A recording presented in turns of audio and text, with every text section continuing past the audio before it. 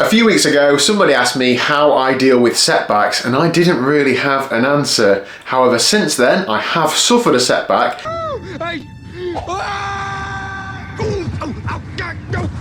And I feel like I've made significant progress towards dealing with it, so I thought I'd share that with you.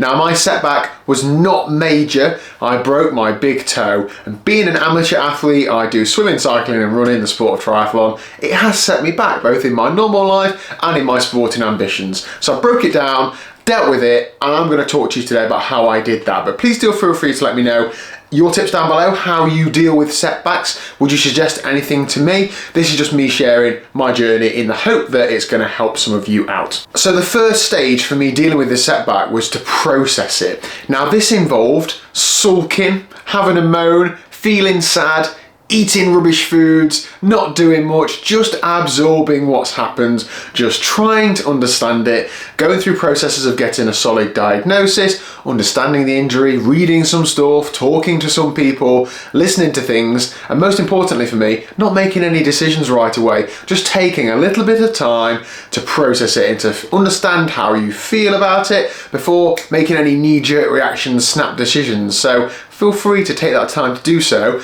My only guidance for this part would be put a timeline on it. Don't let it just go on forever. You need to know that there are several other steps. You cannot just be processing it for weeks upon weeks. Try and make this a short time frame, but long enough that you have genuinely processed it. So I did all those things, ate some rubbish, moaned, had a little cry, those sorts of things, and then moved on to the next stage. So the second stage for me was plan, and realistically plan. My initial knee-jerk reaction was, okay, I can't run, therefore I will cycle loads, I will swim loads, I'll do YouTube loads, I'll try and rev everything up to 10,000 RPM that isn't running or walking.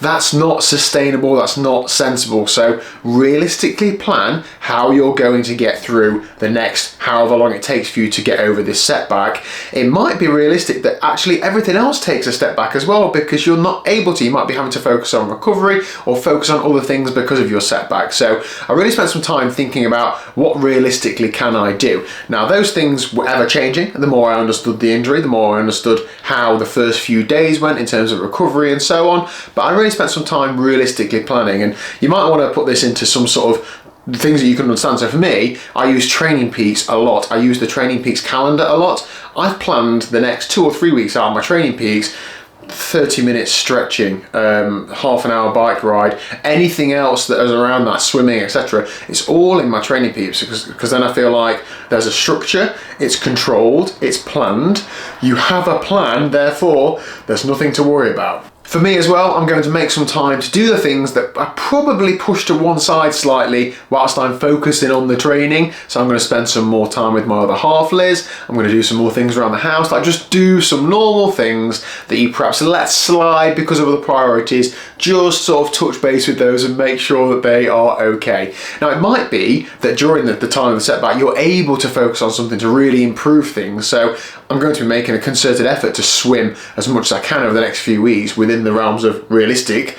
But it could be that you can focus on something. Maybe your injury is a hand injury, therefore you can ride on the turbo for a huge amount of time or something. I'm not saying don't do it, just saying be realistic. You don't then want to get another setback from another injury from something else through overuse or whatever. Now I'm focusing quite a lot on not spending too much time on each individual section, because the next one is execute. Actually do it. Don't spend ages and ages making a plan, planning 3 weeks ahead, all the detail, every half an hour of your day. Perhaps plan a few days and start executing it, because before you know it, it might change or it might develop. Just start doing it. The worst thing is to not do anything. You can sometimes overcomplicate these things by planning to do something in 3 weeks and oh, does that work then, does it not? Just start doing the next few days and process that plan as you go through it. So for me, I've done exactly that. I'm planning my days sort of 3 or 4 days in advance based on how my recovery is going. If I've had a good couple of bike rides, then I might have a day off. I'm just planning how it feels, have I slept well, is it aching, what the weather's like, what we're doing in life, all those sorts of things.